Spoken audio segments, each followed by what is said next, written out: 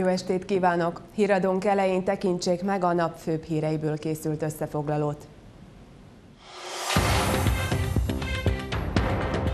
A kormány elfogadta a költségvetés módosítását és első gazdasági intézkedéseket tartalmazó csomagját. Ma lejárt a Koszovó felügyelt függetlenségéről szóló határozat.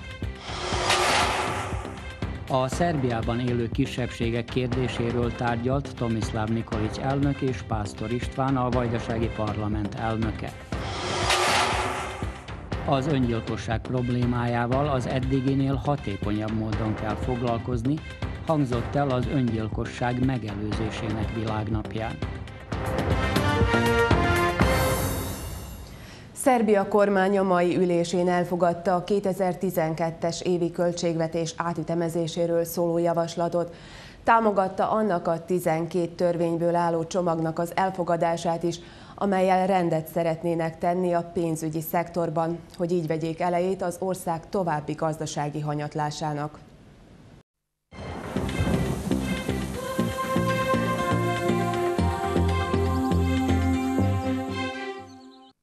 Holnap a hideg reggel után napközben derült meleg időre számíthatunk. Tartományunkban a nappali hőmérséklet 31 fok körül alakul. Hasonló időre számíthatunk szerdán is azzal, hogy Bánátban és a Duna mentén felerősödik a szél. Az esti híradót látták, köszönöm figyelmüket, viszontlátásra!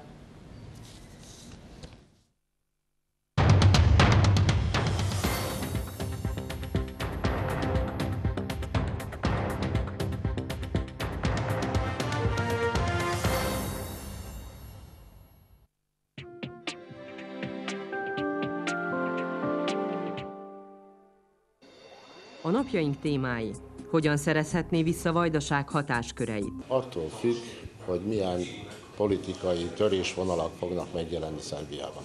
Mit jelentenek a fegyverek, félelmet vagy biztonságot?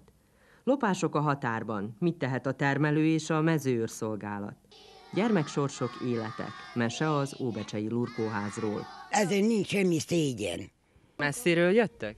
Igen.